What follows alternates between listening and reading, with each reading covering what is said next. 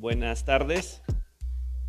Queremos dar la bienvenida a dos personas que en esta reunión podemos tener el gusto de tenerlos.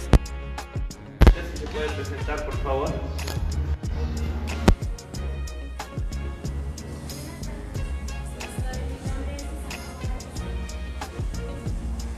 Okay. Bienvenidas, Isabel. Isamar, perdón.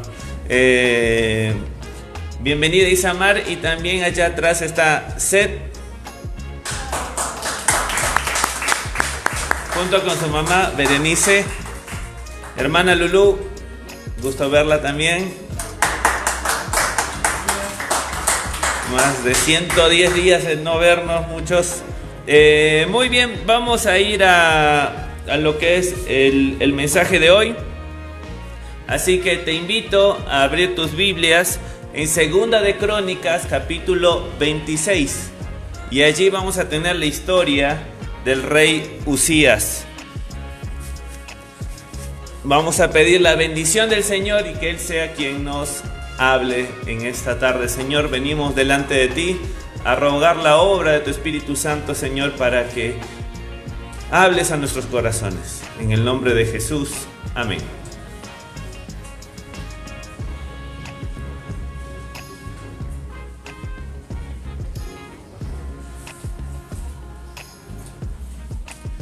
Muy bien, abrimos nuestros boletines y los que nos miran por internet también hemos mandado el PDF. Si tuviste la oportunidad de imprimirlo, ábrelo en la parte interna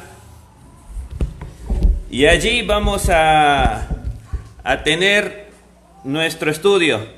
El tema de hoy se llama El Rey en Cuarentena. Segunda de Crónicas 26. Abre tu Biblia, por favor, en este capítulo.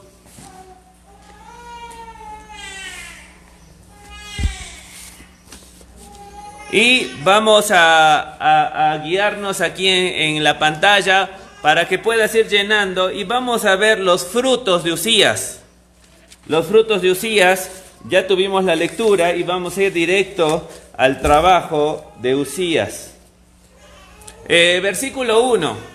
Versículo 1 dice así: todo el pueblo de Judá había coronado a Uzías, hijo de Amasías, quien tenía 16 años de edad, para que reinara en lugar de su padre.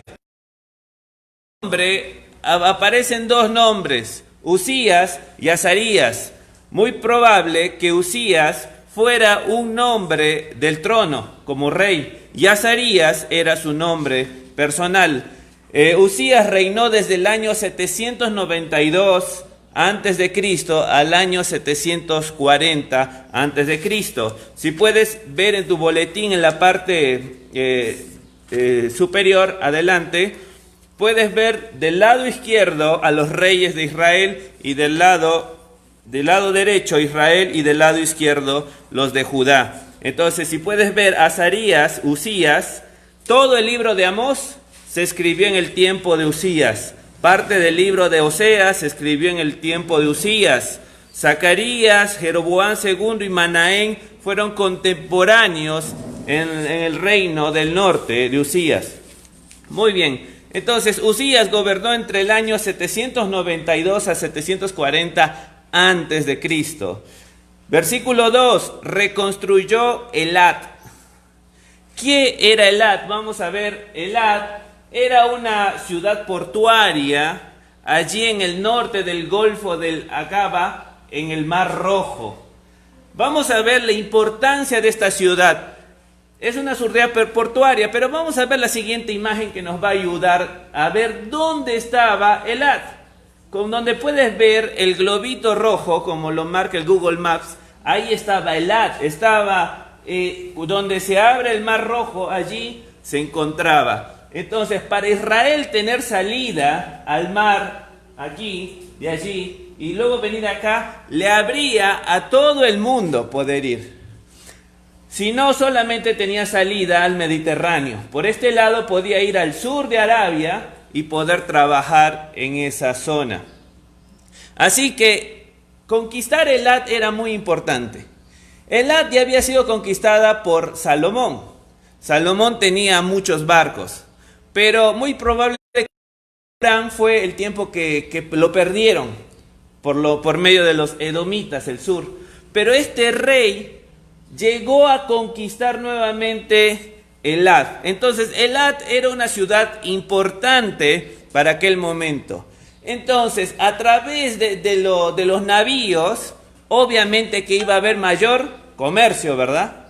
Mayor entrada, mayor salida. Entonces, esto iba a ayudar al gobierno de Usías. Elat también era el inicio, por decir el kilómetro cero, donde arrancaba una carretera, a ver, el que estaba desde el globito para arriba, Siria, hacia arriba, hacia el norte, por la costa, estaba la carretera que se llamaba, lo había mencionado antes, la carretera real.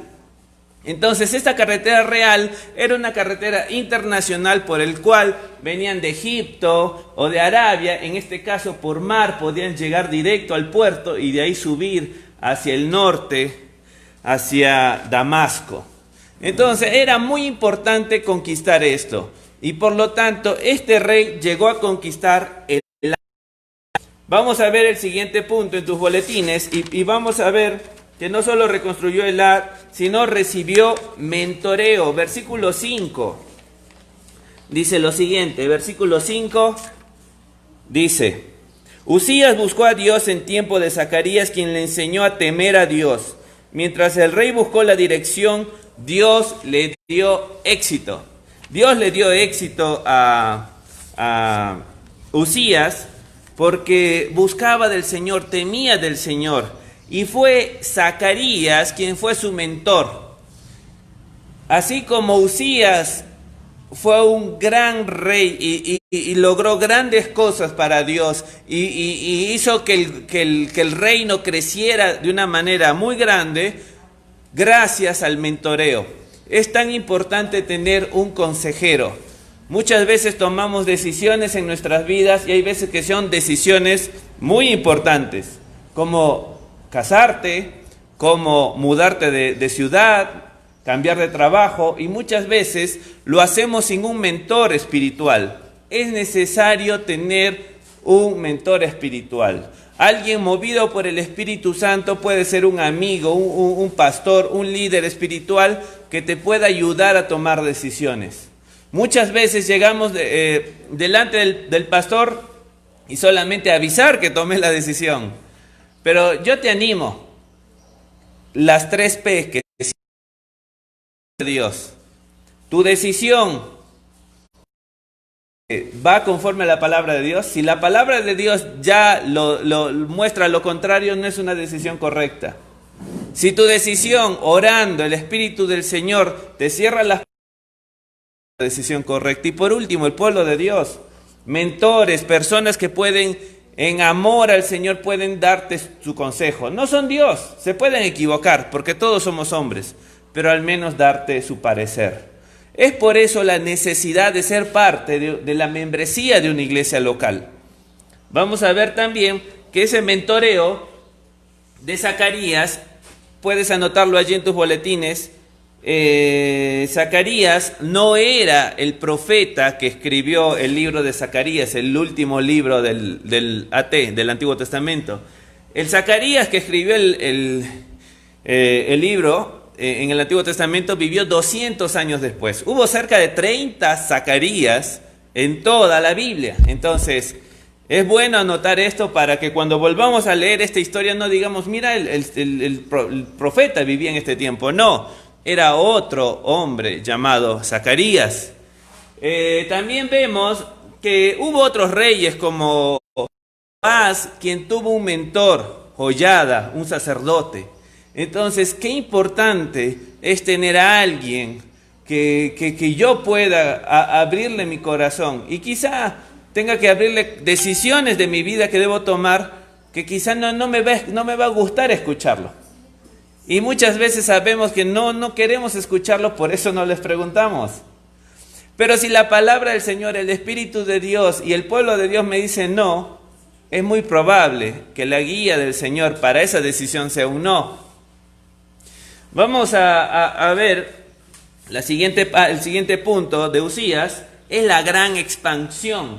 Versículos 6 al 8 del capítulo 26 dice lo siguiente. Uzías declaró la guerra a los filisteos y derribó las murallas de Gad, Gamnia y Asdod. Luego construyó nuevas ciudades en la región de Asdod y en otras partes de Filistea. Dios lo ayudó en las guerras contra los filisteos, en esas batallas contra los árabes en Gur y en sus guerras contra los meunitas. Los meunitas le pagaban un tributo anual y la fama del rey se extendió incluso hasta Egipto, porque había llegado a ser muy poderoso.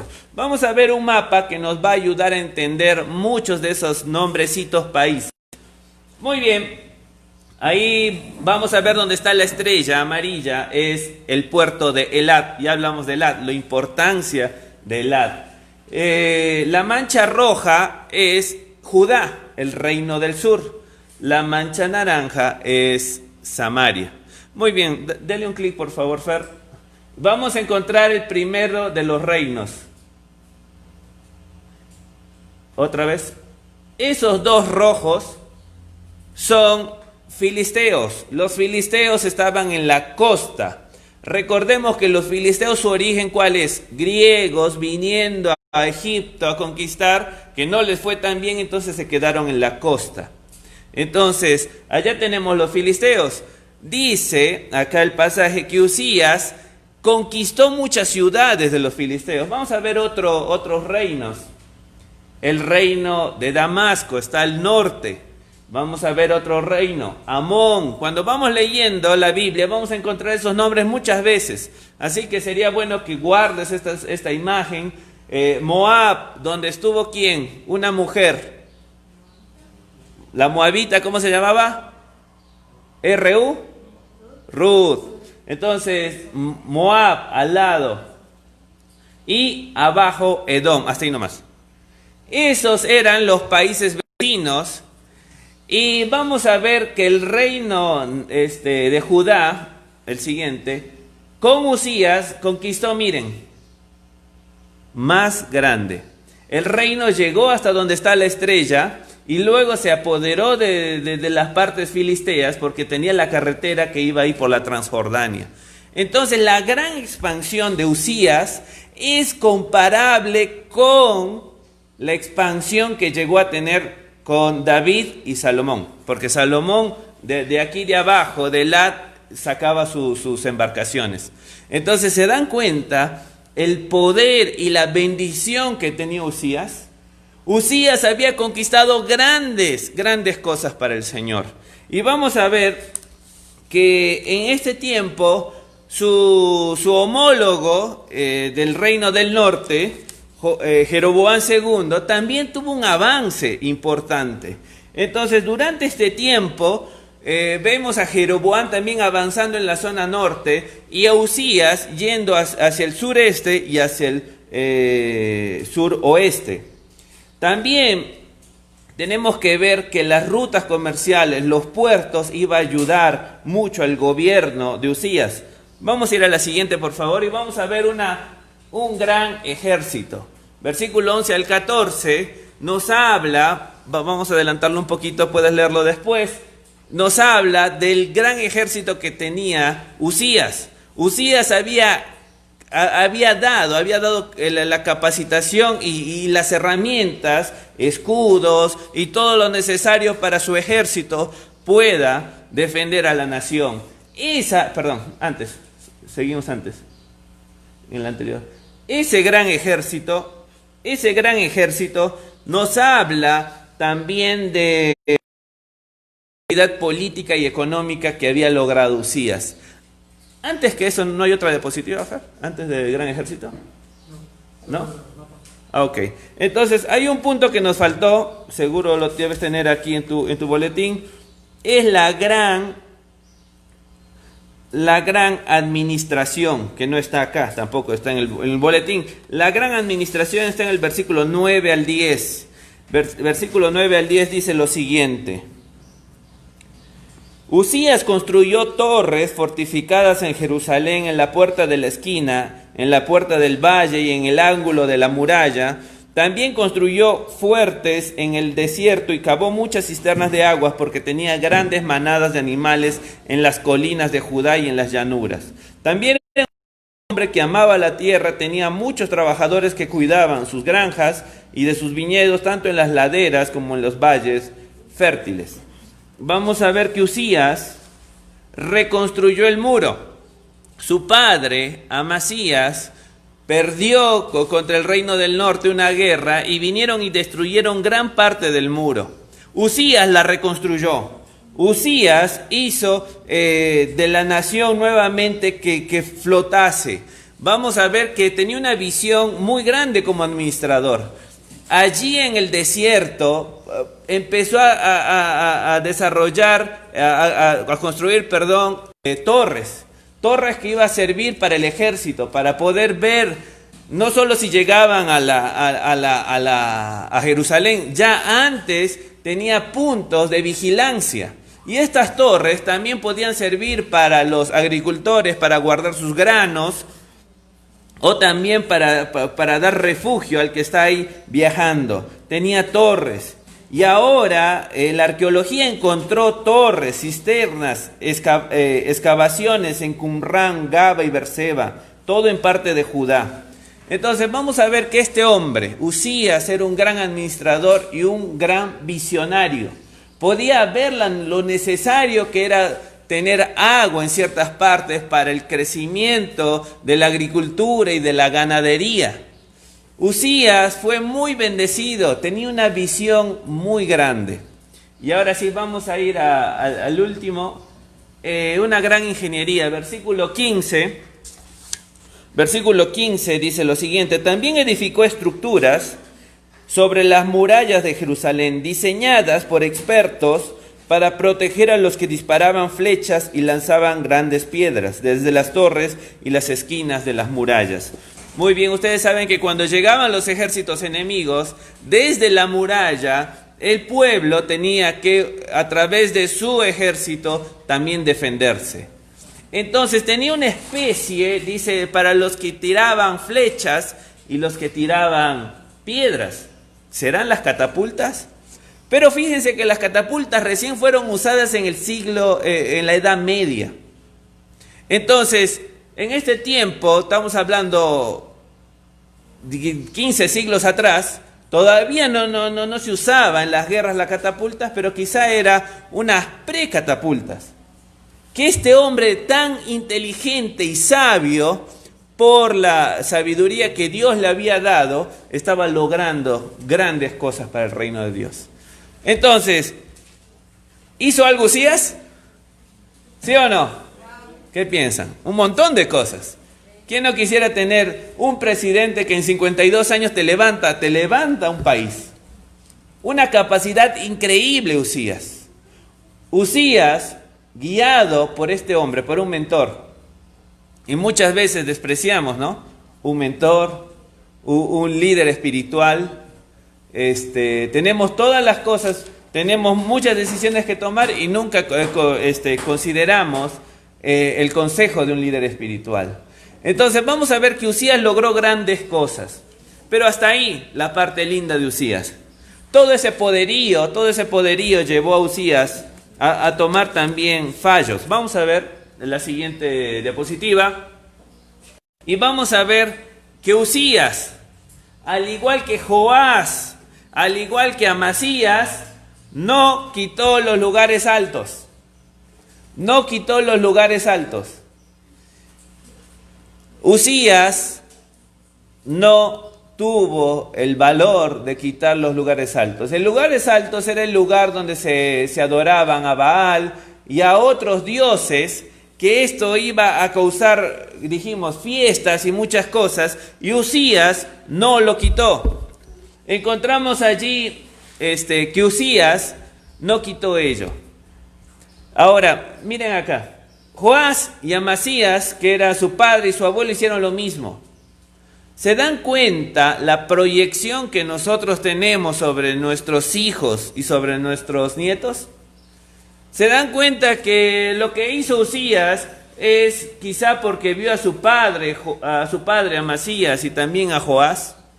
¿Se dan cuenta que hay mucha proyección de parte de los padres hacia los hijos? ¿Nos damos cuenta de eso? Muchas veces sabemos, pero no queremos entenderlo. Y muchas veces somos muy egoístas y queremos vivir nuestra vida como queremos y no nos importan nuestros hijos. Nuestros hijos están siguiendo y viendo lo que hacemos, no lo que hablamos. Porque lo que hablamos puede ser una poesía, pero lo que hacemos es lo que realmente somos. Y los hijos van a seguir nuestro camino. Sería imposible que yo a uno de mis hijos le pida que llegue a tal lugar si antes no lo llevé. Si yo lo llevé en el auto, mis hijos les encanta jugar algo y dicen, ya tengo wifi, ya conozco acá cómo es. Hay veces viajamos a Guadalajara, Morelia y ya saben que en esta calle tenemos que doblar porque ya conocen el camino, porque ya fueron antes conmigo. Entonces, nuestros hijos, ellos van a hacer lo que nosotros hacemos. Si nosotros le hemos llevado por el camino bueno, ellos van a saber qué hacer. Cómo reaccionar, cómo tratar a una esposa, cómo tratar a un esposo, cómo tratar a unos hijos, cómo tratar a las personas porque nos vieron.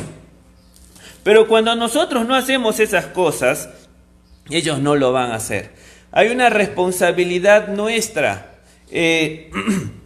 Está allí en Deuteronomio que nosotros debemos enseñar la palabra del Señor en el camino, en el acostarse, en el diario vivir, llevarles a la palabra del Señor. Debemos ser diligentes en nuestro trabajo hacia ellos.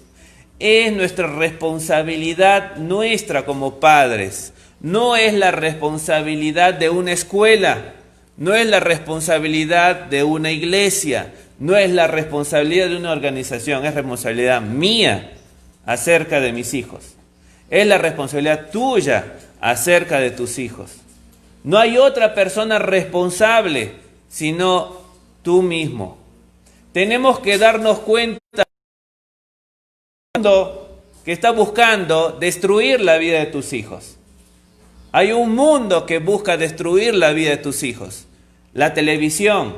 Si en esta cuarentena solamente han visto televisión tus hijos, los estás perdiendo. Los estás perdiendo. Porque Disney les va a poner en su cabeza solamente que tienen que ser gay o lesbiana con los nuevos dibujitos que hay. Si no eres capaz de poder guiar palabras, déjame decirte que no estás cumpliendo tu principal labor de papá o mamá. No eres un papá. Decimos de la iglesia no predica, ya no es una iglesia. Totalmente de acuerdo. Una iglesia que no evangeliza se fosiliza. Ni tendría que llamarse iglesia, tendría que llamarse un club. Un papá que no lleva a sus padres, a sus hijos a Cristo, no estamos cumpliendo nuestra labor. Y Disney y todos los programas que puede haber por televisión buscan destruir la vida de nuestros hijos. Entonces, hoy vemos a Uzías que hizo lo mismo que hizo Amasías, hizo Joás y luego le costó lágrimas a Uzías. Le costó lágrimas, le costó el reino. Pudiera haber conseguido más cosas o haber disfrutado de ese hermoso reino que él creó, pero ¿sabes qué? Dios lo sacó. Dios lo sacó. Dios lo sacó tiene que ver por esos lugares altos que permitió que el pueblo se pervirtiese y él también su corazón y adoptase formas que muchos de nosotros tomamos. ¿Cuál es? El orgullo. Versículo 18 al 19, vamos a ver que Uzías va al templo y él se da prerrogativas que solamente los sacerdotes podían hacer. Solamente los sacerdotes podían llegar ante la presencia santa del Señor y poder ofrecer el incienso. Y Uzías fue. Uzías ya creía que él podía hacer lo que a él se le daba la gana y podía hacer lo que los sacerdotes le decían, y aún más, Azarías y 80 sacerdotes más se le pararon enfrente y le dijeron: Usías, tú no debes hacer eso. Pero Usías le importó un pepino, dijera yo. No le importó nada, él quería hacer lo que él quería. Porque su ego y su egoísmo habían cautivado su mente y su corazón, y por lo tanto Usías fue y hizo algo que no tendría que haber hecho. Su ego estaba por encima de todas las personas, por encima, ¿sabes por quién? ¿De quién? De la palabra del Señor. No le importaba lo que decía la palabra del Señor ahora. Al igual que David, cuando se acostó con... ¿Cómo? Betsabé, ya después de Jezabel iba a cambiar, parece, las historias de los niños. No, Betsabé. Entonces yo creo que el orgullo, cuando llega a nuestra vida, nuestro egoísmo, hace que ya no nos importa lo que diga la palabra del Señor, ¿verdad? La palabra del Señor nos dice muchas cosas. La palabra del Señor nos dice que debemos discipular. La palabra del Señor nos dice que debemos casarnos con personas que son del pueblo de Dios. La palabra de Dios nos enseña que nosotros debemos congregar. La palabra del Señor nos enseña que nosotros debemos ofrendar, etcétera, etcétera. Pero cuando ya estamos llenos de nosotros mismos, no nos importa nada. Nada de eso nos importa. Vamos a ver Usías, a la siguiente por favor. Números 16, allí habla en el versículo 40, esta lámina serviría de advertencia a los israelitas para que nadie que no fuera autorizado, nadie que no fuera descendiente de Aarón, entrará jamás en la presencia del Señor. Levítico ya lo hablaba y a Usías ni le interesaba. Siguiente por favor. Y sobre la marcha vamos a ver que el juicio de Dios llega sobre la vida de Usías, y vamos a ver que le da lepra. Pero el término leproso o lepra exactamente no es aquella enfermedad que en 1860 el doctor Hansen lo patentó, lo llamó como la leprae de la micobacteria. No es la misma lepra que hoy actualmente en el tiempo moderno tenemos, sino era otro tipo que ahora vamos a explicar. Vemos que hay poca evidencia en el antiguo cercano oriente de esta enfermedad. Pero vamos a ver, hoy por hoy hay personas con lepra que se va destruyendo la piel y luego los cartílagos y los huesos, y vemos personas, siguiente imagen por favor. Vamos a ver que los restos óseos de Egipto y de Israel, ninguno tiene las características que acabamos de ver, de un hombre perdiendo parte de su cuerpo. En los exámenes óseos, ninguno apareció de eso. Más bien la lepra está identificado, podemos entenderlo ahora como afecciones dermatológicas, como la psoriasis, la eczema, hongos que aparecen allí. Estas quizá eran lo que el Antiguo Testamento llamaba lepra. Entonces, muchas de estas enfermedades, la que hoy sufrimos en la piel, las pomadas ahí en los tianguis, escuchas que sanan todo eso, a eso se refería. Y no exactamente la palabra Metzorat se refería a la lepra moderna que fue descubierta en 1860. Muy bien, esta lepra es la que tuvo Usías. Levítico 13, 2 al 3, nos habla todo aquel que tiene hinchazón, erupción, decoloración de la piel. Vamos a ver que el sacerdote examinará la zona afectada de la piel, y si el vello de la zona afectada se ha vuelto blanco y el problema parece estar más profundo que la piel, esta es una enfermedad cutánea grave. Y el sacerdote que examine debe declarar a la persona ceremonialmente impura. No podía entrar al templo de Dios. Entonces, Usías se rebeló, Usías se llenó de egoísmo, y él se creía capaz de hacer todas las cosas, y fue así que cayó en cuarentena. Cayó en cuarentena. Su orgullo le llevó a internarse en algún lugar y perder el trono. Automáticamente perdió el trono. Nadie podía interactuar con él. Y así la Biblia dice que así terminó su... Vamos a ver ahora, para terminar, algunas cosas que el orgullo hace a nuestra vida. Creo que hay que tener más miedo al orgullo que a cualquier virus, que cualquier coronavirus. El orgullo va a hacer que nuestro corazón nos engañe. Jeremías 49:16. Vamos a ver en Daniel 5:20. No lo vamos a leer por razón del tiempo, pero puedes leerlo después en tu casa, en la semana, comerlo, masticarlo, todo esto nos endurece. El orgullo trae discusión en nuestros matrimonios, en nuestros hogares. Siempre la culpa tiene el otro, uno nunca tiene la culpa. Eso es orgullo. Vamos a ver que el orgullo también trae destrucción en los hogares. El orgullo en el pueblo de Israel levítico, vamos a ver qué menciona Levítico 26. Levítico 26 dice lo siguiente, 18 al 20. Y a pesar de todo esto, todavía me desobedecen, les castigaré 7 veces por sus pecados. Quebrantaré su espíritu orgulloso al hacer que el cielo sea tan rígido como el hierro y la tierra tan dura como el bronce. Todo su trabajo, escuchen, todo su trabajo será en vano, porque la tierra no dará cosechas y los árboles no producirán fruto. El juicio de Dios contra su pueblo a causa de su orgullo iba a hacer que su trabajo iba a ser en vano. Todo el trabajo lo perdimos. Y cuántas personas escuchamos y vemos que todo el trabajo que se hizo por años, esta cuarentena lo está dejando en cero. Porque el Señor quiere que nos humillemos. El Señor quiere que dejemos ese orgullo y empecemos con Él a hacer las paces, a buscar del Señor, a leer su palabra cada día. El hecho de dejar su palabra a un lado es muestra que somos orgullosos. El hecho de no querer congregar es muestra de que somos orgullosos.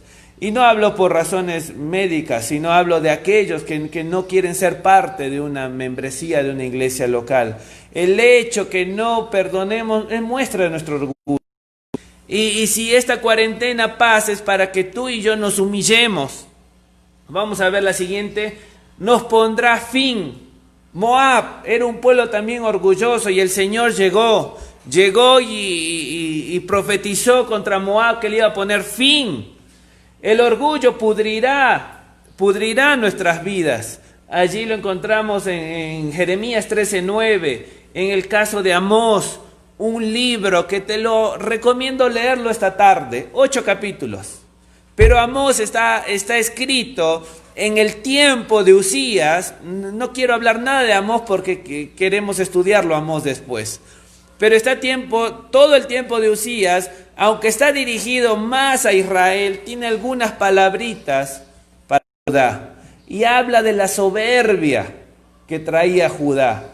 Habla que Judá se creía mucho de su ganadería, de sus pastizales, de la bendición que traía. Y allí trajo el Señor castigo. Vamos a ver que Nabucodonosor, el rey, el gobernador más grande de toda la historia, aquel que tenía el liderazgo más fuerte de todo el mundo, Nabucodonosor testificó que Dios es capaz de humillar al soberbio. Nabucodonosor fue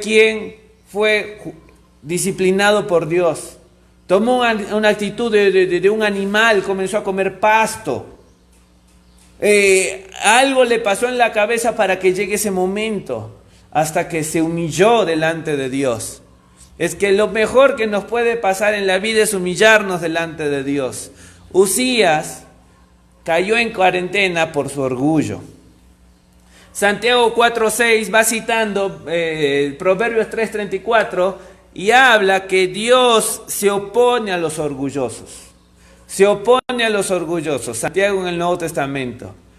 Y muchas veces tomamos el orgullo como que algo de nuestra personalidad. Y creemos poder lastimar a las personas o dirigir nuestras vidas fuera de la palabra de Dios y fuera de la voluntad de Dios, cuando el orgullo es detestado por Dios. Pero muchas veces dice, total, ya adulteré, ya hice muchas cosas y Dios no hace nada. Porque su palabra dice que Él nos perdona, ¿verdad? Y ya no congrego y ya puedo vivir sin congregar y ya puedo vivir sin ofrendar y total Él no me va a mandar ningún castigo. Permíteme decirte que las historias que tan rápido leemos como la de Uzías, Dios le dio muchas oportunidades a Uzías. Dios da muchas oportunidades. Y el hecho que no llegue juicio cuando nosotros quizá vemos cosas que no le agradan a Dios o hacemos cosas que no agradan a Dios o mentimos como si fuese un deporte. Si todavía no llega el juicio de Dios es porque Dios es tan misericordioso que todavía te da oportunidad de arrepentirte. Pero hay un momento en el cual Dios dice ya, basta.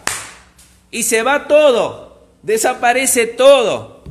Alguna relación, alguna familia, algún dinero, algunas propiedades y se va todo.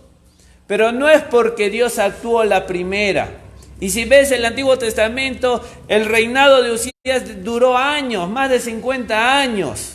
No sabemos en qué momento ya Dios basta con este hombre y acá se acaba. Acá va a entrar en cuarentena y no va a salir más. Y este mundo estuvo legalizando el aborto, estuvo legalizando matrimonios igualitarios, estuvo hablando barbaridades de la palabra de Dios, nunca querer someterse a Dios. Y uno decía, ¿hasta cuándo?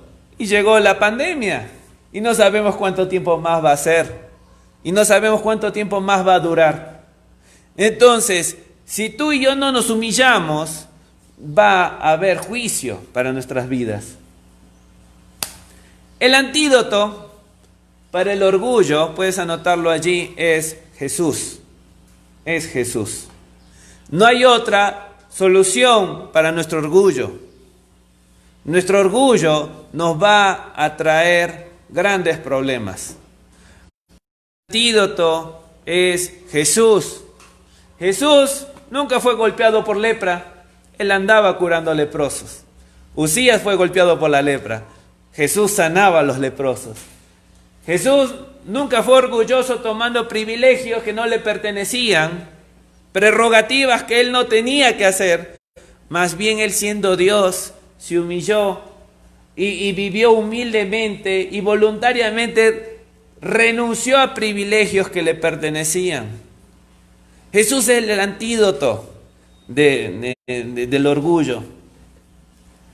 Jesús, siendo igual a Dios, dejó de lado sus derechos y al humillarse se convirtió en hombre y murió en una cruz. Por lo tanto, Dios lo exaltó. ¿Querés ser exaltado? ¿Querés ser grande en esta vida? ¿Querés ser grande en la vida eterna? Humíllate. Humíllate delante del Señor. Él te va a exaltar. Cuando fuese tiempo, dice Pedro, Él te va a exaltar. No tratemos de lograr las cosas a nuestra manera, a nuestras fuerzas, porque muchas veces usamos nuestras mentiras, robos para lograr cosas. La palabra del Señor nos manda a ser esforzados, valientes, trabajadores, pero confiar que Él un día nos va a exaltar. Y capaz no sea en esta vida. Quizá va a ser en la vida eterna cuando el Señor nos dé todo. Y allí cuando estemos delante de todos los tesoros del Señor vamos a decir, ¿y por qué no hice más? Hubiera podido haber hecho un poquito más. Y va a ser el momento quizá de lágrimas porque no hemos hecho lo suficiente. Y pudiéramos haber dado un poquito más y hablar a alguien más, insistido en alguien más. Hoy el Señor, si te está poniendo a alguien en mente para hablarle de Jesús, es una semana para hablarle. Es una semana para decidirse, Señor, yo voy por esa persona a hablarle de Jesús. Hoy las personas están más abiertas que nunca. Claro que sí están abiertas. Y es momento de cosecha. Y es momento de hablar, Señor, porque es el momento de una gran cosecha. Porque ¿sabes qué? Las personas también se mueren todos los días. Y ahora parece que se mueren más. Y podemos morir en cualquier momento. Y se están yendo igual al infierno. Entonces, igual hay que hablar de la palabra, sea virtualmente o presencialmente, en todo lugar posible, en los parques, en las plazas, con todas las medidas sanitarias posibles para cuidarnos, y el Señor va a rescatar almas. Así que te invito en esta tarde a poder llegar delante del Señor y en primer lugar a pedir perdón por nuestro orgullo. Usías nos da ejemplo de haber logrado grandes cosas para el Señor, pero también nos da ejemplo de no dejar que el orgullo carcoma nuestras vidas. Dejemos al orgullo a un lado y empecemos a vivir de una manera como Jesús, humilde, sencilla, de manera que traemos honra a Dios. Oramos. Padre, perdónanos.